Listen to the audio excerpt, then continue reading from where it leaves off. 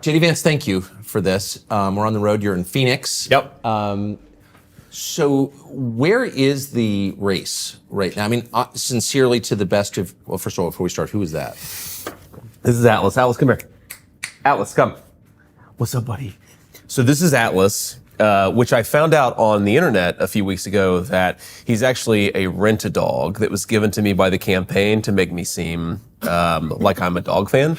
How this weird. You're weird. And it's actually hysterical to hear these lefties be like, "Oh, that dog, that's totally not his dog." And of course, we got him when he was like an 8-week-old puppy, and we've been, we love dogs, and he's been our little guy. But he's like so well trained and so normal. It's like shocking to me that anybody would think that he's not our puppy. But here we are. On the road with you. He's on the road with us. Yeah. So we have our whole family up here. My kids are like two stories above. And of course, they woke up at like 4:30, the ass crack of dawn, because they're on like East Coast time, yes, Ohio time, and here we are in Arizona. So we've been up for a long time.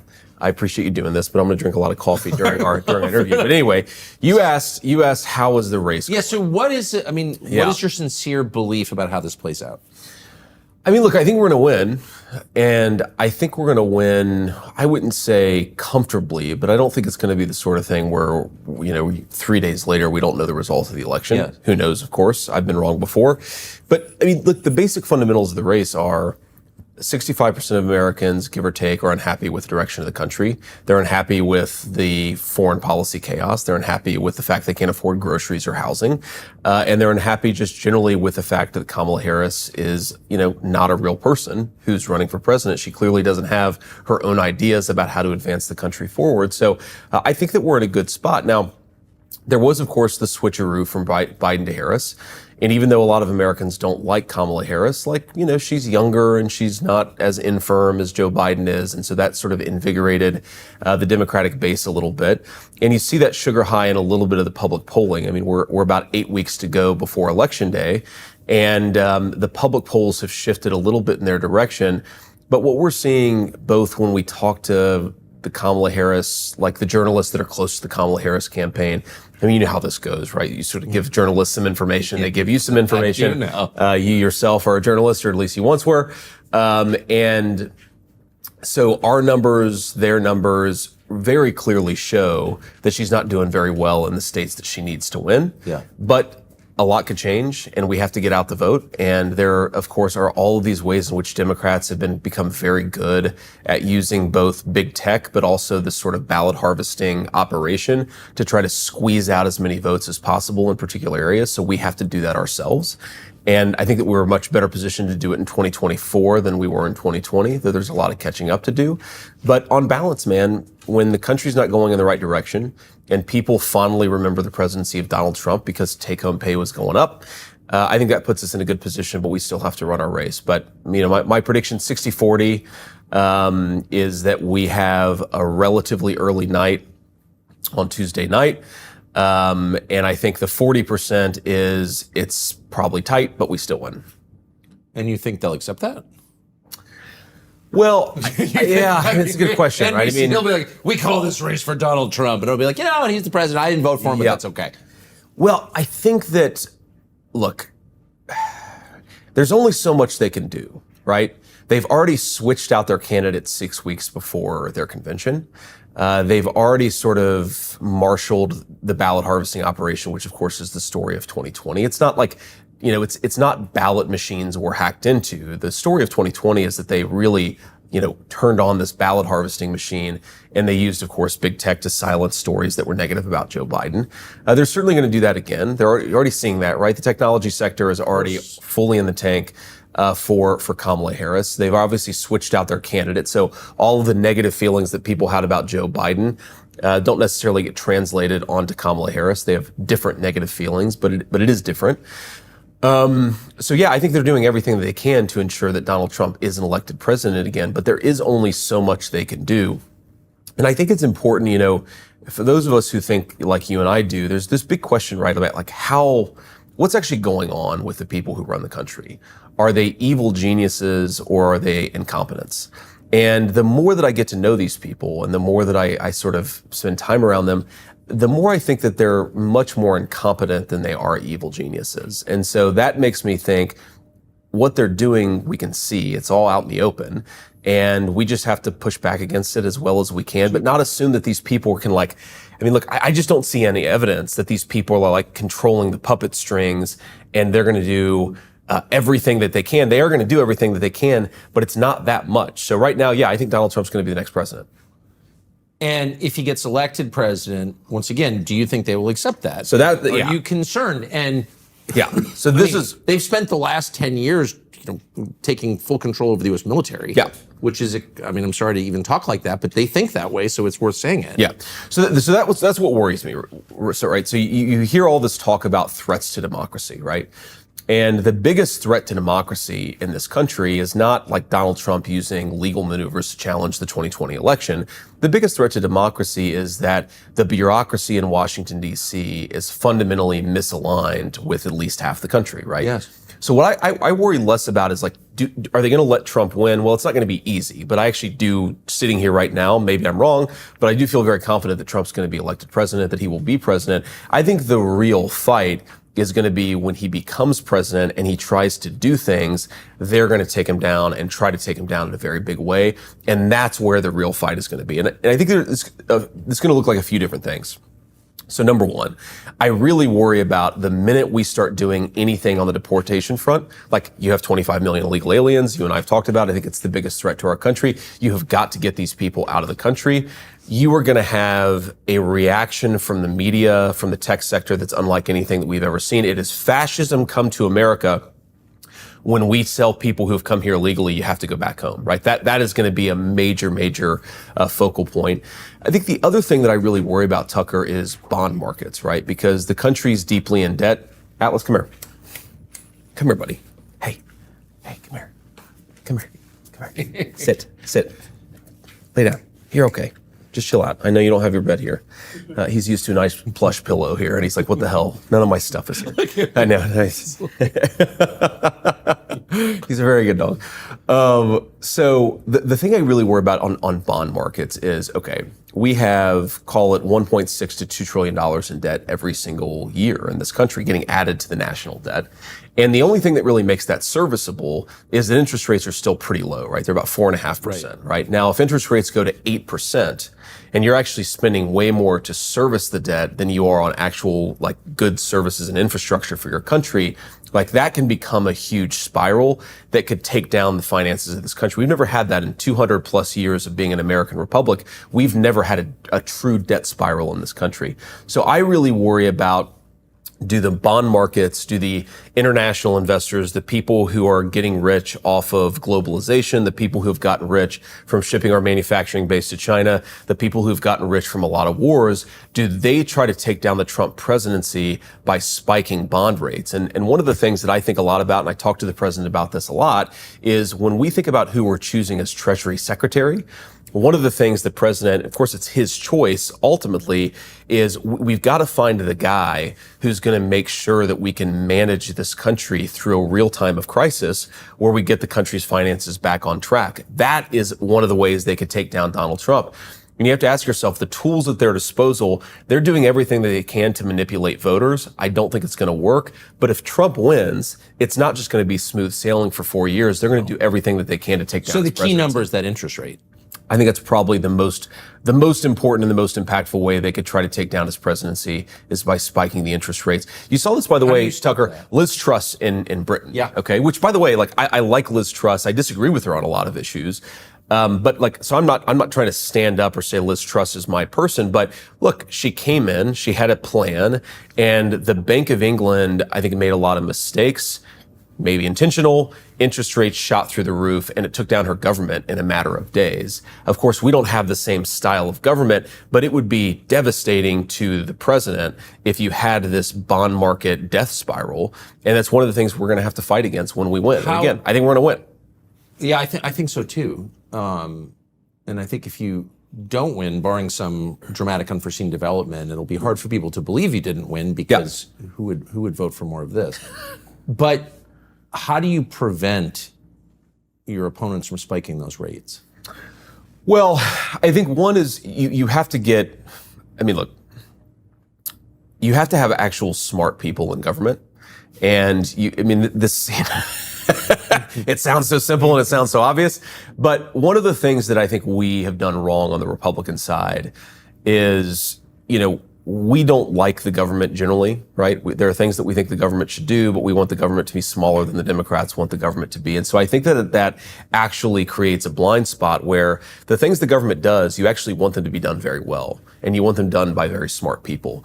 And so I think you have to staff the Treasury Department with the right kind of people who can manage various fiscal problems. And then I also think that you have to be willing to actually pursue, whether you call it the Trump agenda, the America First agenda, you actually have to be willing to do this stuff, even when the media and even when, frankly, some Republicans howl and protest, right? So one thing the president has talked a lot about, by the way, it's not just smart policy, it's also very smart politics, is you need to penalize companies that are shipping America's industrial base overseas, and you need to reward companies that are hiring and building in the United States of America, right? Well, one of the ways you do that is through tariffs. You say, if you're going to manufacture all your stuff in China, we're going to penalize you for trying to access American markets with goods that are made by slaves in China or some other country. Now, you do that, you both create more prosperity at home. You also raise some revenue from the companies that are just going to say, we're staying in China, your economic policy be damned. But that actually stabilizes in a lot of ways the fiscal situation in this country. You've also got to tackle some of the big spending items. I mean, we still have, let me give you a crazy statistic. So in 2019, total federal spending in this country was $4.5 trillion. In 2024, it will be north of $6.5 trillion. Okay, where's that $2 trillion difference come from, Tucker?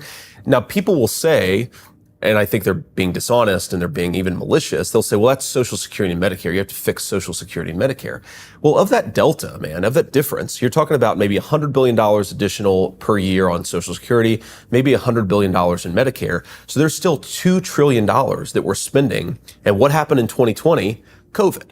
Right? COVID blew up the American federal debt and the American federal budget deficit. And we've got to get back to like some basic common sense and some basic sanity there. And I think if we do that, you have smart people managing the bond markets at Treasury and how we're auctioning off Treasury bonds. And you actually have a president, I know Trump is committed to this, who's committed to steering us through these very troubling financial times. Finally, you unleash America's energy markets because that drives down the cost of goods. You do all those things in tandem, and you actually get America on a much more sustainable fiscal situation. But that's a lot. And you have to have a very strong president, and you have to have Republicans who are willing to go along with it. And I think that we have that, Tucker, but it's not easy, right? This is the basic, we have to be good at government. Even though we want the government to be smaller than the Democrats, we have to be good at government. And I think President Trump is very committed to that. We're going to have to see how much we can bring our fellow Republicans along.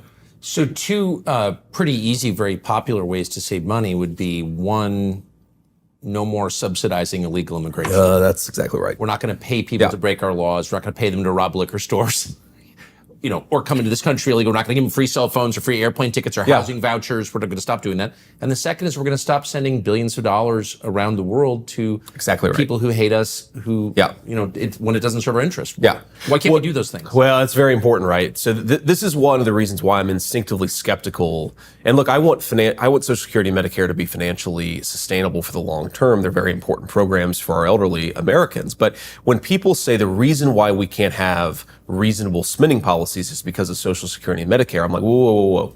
That's a distraction. You're distracting from the reason that we actually have an out of control budgetary picture. That's why I just gave you the $6.5 versus $4.5 trillion number. What are we really spending money on that is unsustainable? It's wars, right? It's foreign conflicts.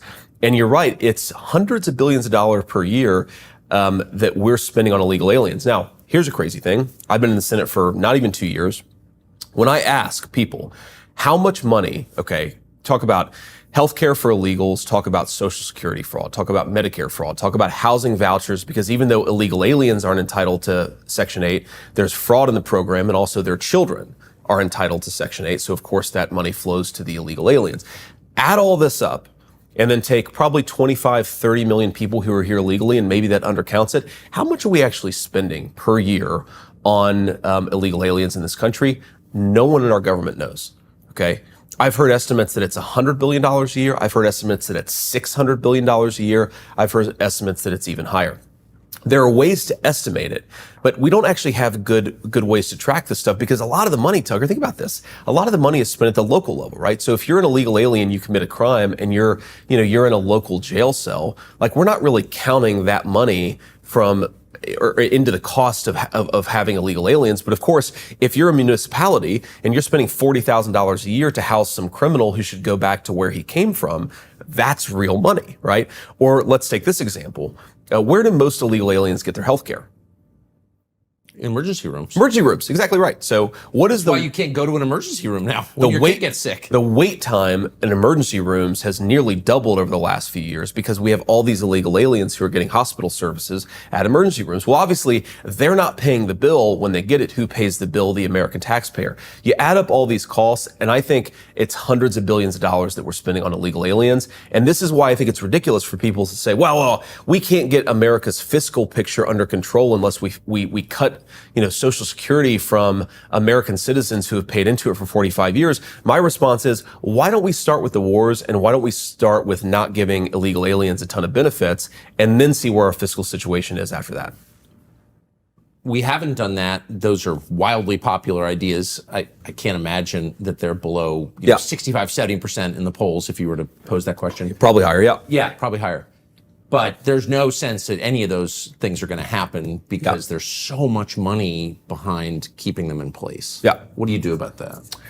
Well, I think what you have to do is, first of all, you have to go at the heart of the people who actually drive public opinion and drive the decisions that are made in this country. I mean, Tucker, the reason why all these popular things don't happen, like why aren't we deporting illegal aliens? Why aren't we cutting off the money spigot that goes to illegal aliens? Why aren't we stopping sending thousands of American kids to die overseas in some pointless war? It's because in reality, right now, we don't live in a real democracy in this country, right? The people who call the shots in this country have further and further divorced themselves from any kind of real democratic accountability, right? So ask yourself, in 2008, did America have a real choice between the foreign policy of John McCain and the foreign policy of Barack Obama? Of course we did, right? They were saying, in effect, the exact same thing. For the first time in 2016, we had a real choice between Donald Trump and Hillary Clinton, okay? Right. And of course, the American people chose Donald Trump despite every incentive and every pressure to not choose Donald Trump. The American people still chose Donald Trump. And of course, what did they do? They spent the next 4 years trying to destroy them. So the question is, like, how do we do these things? You have to make the actual levers of government power accountable to the American people. And that means you've got to be able to fire bureaucrats who don't do their job, right? This is like common sense. I mean, let me take like a very isolated example. If you were to poll what percentage of Americans think that the VA should be more responsive to the healthcare concerns of American veterans? That's probably a 95% issue, okay? And I'm a veteran myself. I served in the Marine Corps. I went to Iraq. I have gone through the VA healthcare system. And by the way, 92%, 95% of the people who work in the VA are great. But as you know, in any organization, if you have 5% of people who refuse to do their job and you can't get rid of them, they make it impossible for the 95% of people who are trying to do their job. And of course, the veterans suffer because of it. So why does the VA not work as well as the American people want it to? Because the 5% who don't do their job at the VA are calling the shots and making it harder on everybody else. And that basic story is true in our entire government. The Joint Chiefs of Staff. Donald Trump orders the Joint Chiefs of Staff to do a troop rotation in Syria. The Joint Chiefs of Staff lie to him. They actually stagger the troop redeployments in a way where it looks like they're obeying his orders when in actuality they're actually disobeying his orders. Okay, every single person who was involved in that decision should be fired. You have to make the government. How can the military in a democracy act? The commander-in-chief tells you to do something. We don't have civilian control of the military? That's the nightmare scenario. That's right. But that is part and parcel of the broader problem, which is you don't have real democratic accountability in our government.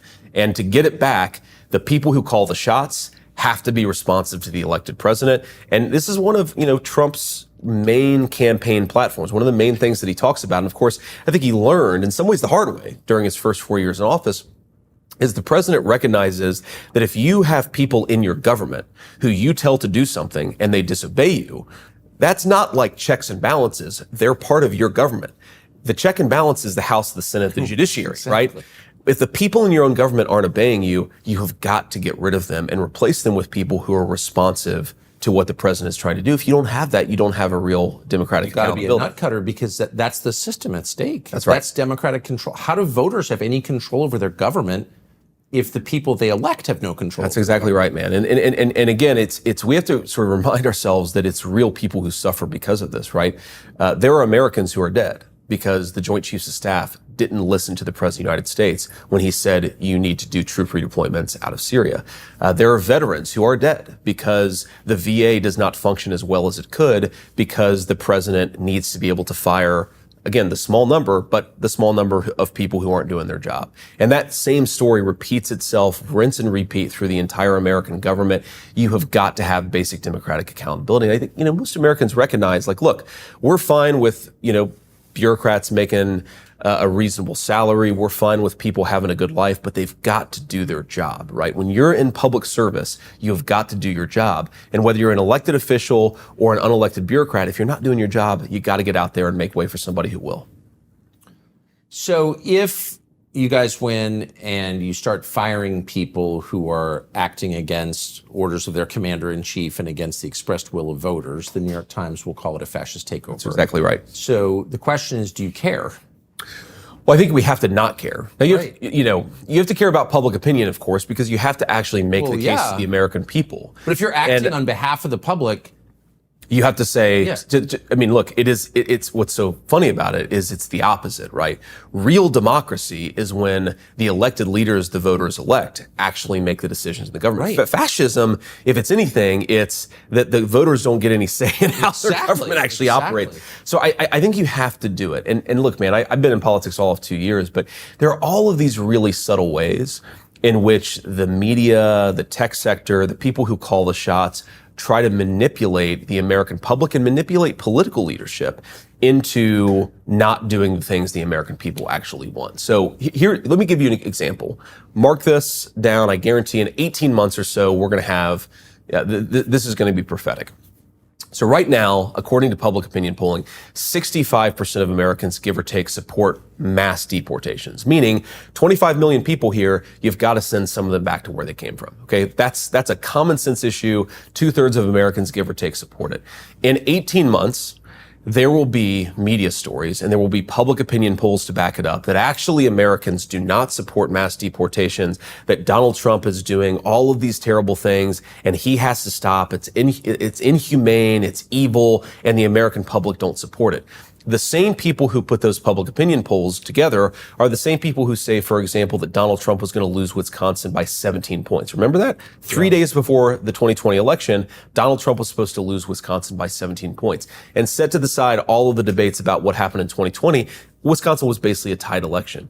So these guys use public polls, they use the media, not even just to manipulate public opinion, but to manipulate our leadership about what public opinion actually says. So how does that happen? So those polls are fake, is what you're saying? Oh, absolutely, they're fake. They're absolutely fake. And we see this, again, this is like very nerdy, but let's go down this polling rabbit hole, okay? So a friend of mine, I think, is the best pollster in America. Every race I've ever seen him poll, he's way better than anybody else, okay? So good pollster versus a standard media pollster. Tony Fabrizio, great guy, he's the president's pollster, okay? Take a standard media poll and ask yourself, what are they doing? Those polls are all conducted by what's called online panels. In other words, they have a group of people that they go to again and again and again. They ask their opinion. Well, who are the people who are going to respond aggressively to online panels about what they feel about every issue of the day?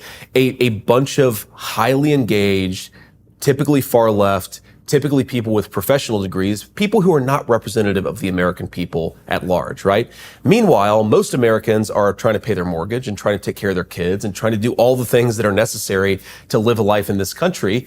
And they're not answering the phone when a pollster picks up. So if you actually look at the good pollsters, they're telling you a radically different story because they're talking to a representative sample of the United States. And the fake media pollsters are talking to a very narrow slice of the United States. And again, they're trying to sell us a story. And this is not primarily to manipulate the American people. I think it's to manipulate us. meaning elected officials. Because I've sat in lunches with a number of my colleagues who will say, look at this poll and look how Americans are responding to this or that issue. And then you realize that that exact same poll was wildly inaccurate 2 years ago. Why are you making your judgments about what the American people believe based on some poll? And oh, by the way, why don't you express some leadership? Why don't you just actually have a view and go to the American people and try to persuade them that your view is wise and then enact legislation in accordance with that wisdom, right? Like that's how real leadership should work. What's so deceptive, and I think what people don't realize is that a lot of these polls are designed not to measure opinion, but to shape it. Yes. So they are tools of influence. 100%. President Trump said this recently in an interview, where he said that the purpose of some of these polls that say, okay, you're down 17 points in Wisconsin. So say you're a Republican voter, you want to support Donald Trump and JD Vance. And of course, the polls now are much better for us than they were back in 2020. But let's say you want to support President Trump and you read a story that says he's down by 17 points in Wisconsin. Why even show up, right? So there's a voter suppression dynamic here where you try to get people to get depressed and to drop out of the democratic process. Don't even go and vote if the president is down by so much. The purpose of these polls is actually manipulation of both the public themselves, but also, of course, elected officials. And I think that we have to have the courage to trust our own convictions, to say, screw you, I don't buy the polls, and to do what you think is right on behalf of the country. Sounds so common sense, but a lot of elected leaders don't live in the world of common sense. So you said at the outset that, if the current trajectory continues, you're pretty confident you're going to win.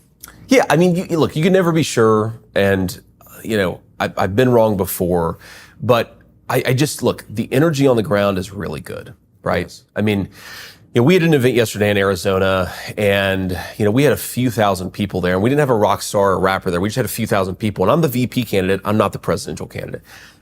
President Trump is getting 20,000 person crowds. I do think that crowd size is predictive of enthusiasm, and so you're seeing a lot of evidence that things that our voters are enthused. The internal numbers are good. People aren't happy with the direction of the country. I feel like we're going to win, but yes, never know. Everything you're saying makes sense. I think it's demonstrable. Yeah. But you got to think that the Kamala Harris campaign is also aware of this. That they're maybe not lying to themselves. They may be involved in fake polls designed to mislead, others. Yep. But they are probably clear-eyed about their chances. They are, and I doubt that. I just have trouble believing they're just going to sit back and think, well, Trump's tried hard. People kind of prefer him. Yeah. Well, it's funny. Like, what do you think could happen between now and election day? Well, it's funny, man, because you know how this works, but I'll sort of give some insight into this for your viewers and your listeners. Okay, so I have said publicly, I've been attacked by this from the left. I've said, look, Kamala's own internal polls are not very good right now. And of course, the lefties say, well, JD Vance is the VP candidate for Republicans. Nobody in Kamala Harris's campaign is talking to him. And that's right, by the way. Kamala Harris's campaign is not talking to me, but they are talking to journalists. Yeah. And then those journalists want insights into what's going on with the Republican ticket. They want to see our internal numbers. Yeah. And look, the journalists are telling me that Kamala Harris doesn't like her numbers. The journalists are telling me our campaign does like their numbers. There's a consistency of story here. Journalists act as kind of like it's an information. They're like the intelligence operatives, right? Like totally true. In fact, some of them are working for intelligence operatives. Right. Yeah, journalists are to electoral politics what like the CIA is to international relations. True. People think, just like in polling, they think, polls are designed to measure what people think. Journalists are designed to report what happened. No. Journalists are players in the political system. Yes. And they do not disclose that to their readers, and you see it up close. But it's interesting. They play the role of kind of like covert diplomats between the campaigns. Yes, they do. Yeah, and I'll tell you, I mean, in 2016, what the journalists were telling you was Hillary Clinton's campaign is confident, but then some of them, like Bill Clinton, were very not confident. Yeah. And in 2020, they were saying nobody really knows what's going on. And in 2024, they're saying Kamala Harris is feeling a little bit rough about her chances. Yes. The Trump people are feeling good about their chances. Look, I think we're in a good spot, but you can't take this stuff for granted, right? And by the way, I think it goes in both ways, right? If you take two rows of a picture, you can get demotivated. If you take too pessimistic of a picture, you can get demotivated. we still have to do our job. We have to go out there, persuade voters. We have to go out there and knock on doors. If you're watching this and you want to get involved in the campaign, like go and do it. Go to DonaldJTrump.com, volunteer, become a door knocker, because we actually can win this race. I think we will win this race, but not if we sit on our asses and don't get out there and work for it. What if the hot war breaks out between now and November? Well, that's a very good question. Look, I obviously just baseline, I don't want a hot war to break out because I don't think that we have a functional president right now, right? I genuinely think that the closest thing that we have to a president right now is Kamala Harris, because Joe Biden clearly can't do the job. The people around him recognize that. And so it's the bureaucrats and Kamala who are calling the shots. If, God forbid, a true hot war, not just between Russia and Ukraine, but a broader regional war broke out, or not just between, Israel and some of Iran's proxies, but a broader regional war, it would scare the hell out of me to have Kamala Harris at the helm. And I think that we have to do a better job at highlighting. It's not just Kamala Harris, we say these things about her that are true. She wanted to defund the police. She wanted to ban fracking. She wanted to open the border. These things are all true. In fact, she is on video saying these things. Oh, yeah. But there's a fundamental incompetence to Kamala Harris, okay? So let me ask you, what was the Biden turnover rate among the people who worked for Joe Biden? About 78%. That's, by the way, about medium for American politics, right? Working in the White House is a tough job. Donald Trump did better than that, but I think Donald Trump, a lot of people have a very intense loyalty to Donald Trump, so it's not surprising he did better. Okay, Kamala Harris, 92% turnover. If a hot war breaks out, who is even going to be staffing the administration if you have a person who can't keep human beings in the executive administration of the government, right? That's scary. If you're such an incompetent person that 92% of your staff doesn't want to work for you, maybe we shouldn't elect that person as president. Or you watch Kamala Harris give an interview. I mean, this is not a person who has very well-developed views about what she wants to do in the world. She's fundamentally a cog in the wheel of a very corrupt machine. That scares the hell out of me when that person goes to negotiate with a world leader about a hot war. So, okay, we're talking about the substance. Okay, I know you're interested in the politics too. I don't know, if, God forbid, the Russia-Ukraine thing becomes a broader regional war, I don't know if that helps Kamala Harris or hurts her. I almost think it's too grotesque to even think about, because hundreds of thousands and maybe more people would be dying. And I would just be terrified for the country and terrified for humanity. Well, I couldn't agree more. Obviously, I agree with that vehemently. I only ask because I wonder if there's an incentive. I think they're desperate. Yeah. I think they worry that absolutely, if you guys get back in, that you're going to be a little less humorless and forgiving this time. A lot of people have committed very serious crimes against the United States. They're currently serving in government. They're afraid of what happens if you win, and they should be.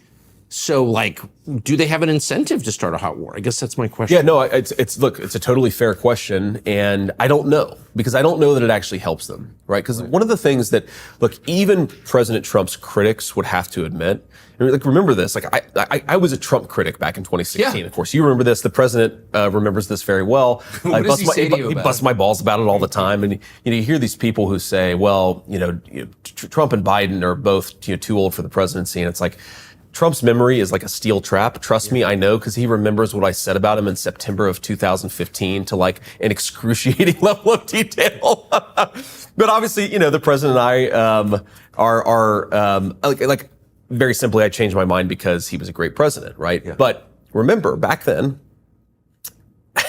the thing that they said about him is that he would start a nuclear war. Oh, I remember. Right. That was the main thing. That, all right, you've got this cowboy.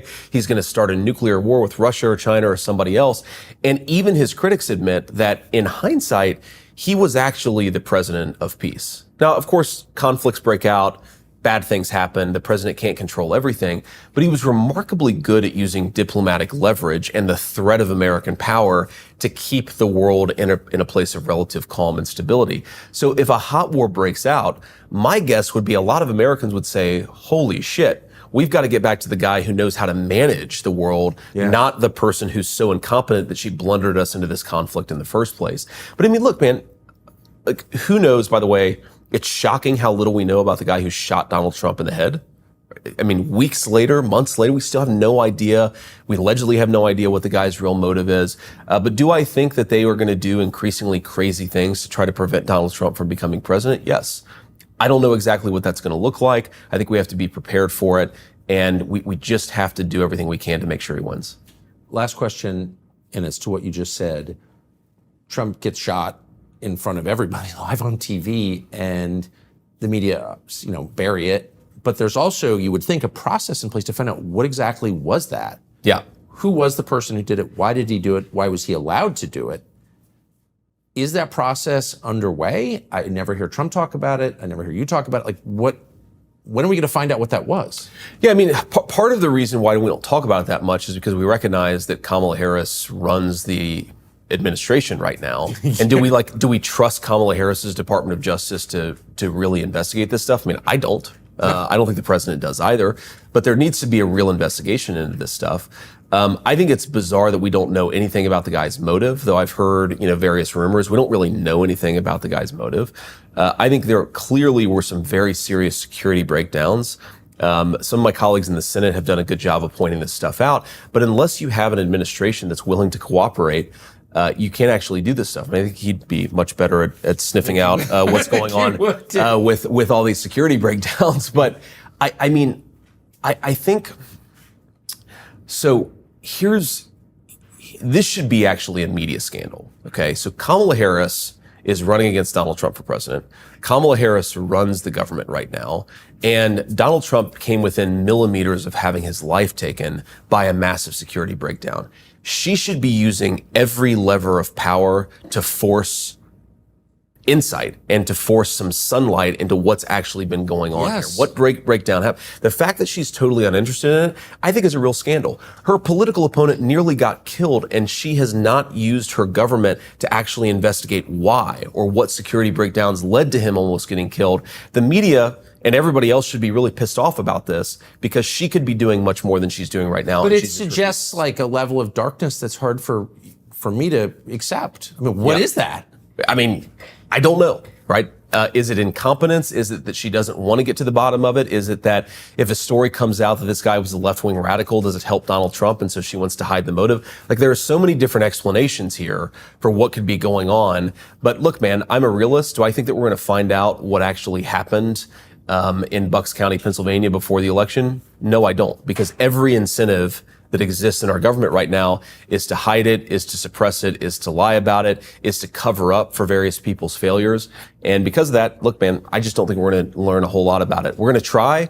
And my Senate, again, Ron Johnson's a great friend of mine, a great Senate colleague, does a very good job. I know he is obsessed with trying to get to the bottom of the security failure. Like, how did a guy get with an AR-15 130 yards from the president, which, as you know, that is like a pot shot, right? That's a layup for an AR-15. It's shocking in some ways that President Trump didn't lose his life, but the fact that we're not more focused on the security breakdowns that led to that in the first place, look, man, it's bizarre, it's dark, and I think, unfortunately, we're not going to learn a whole lot about it until November. And the problem is that, like so many American young people in their 20s, he had no social media profile whatsoever. Yeah. He never went online. Never went online. Never went online and never said anything publicly, and he was basically a ghost. Yeah. A ghost who just so happened to nearly kill the future president of the United States. And yeah, man, it's pretty weird. It's pretty weird. JD Vance, Senator JD Vance, thank you very much. Absolutely. Thanks, man. Appreciate it.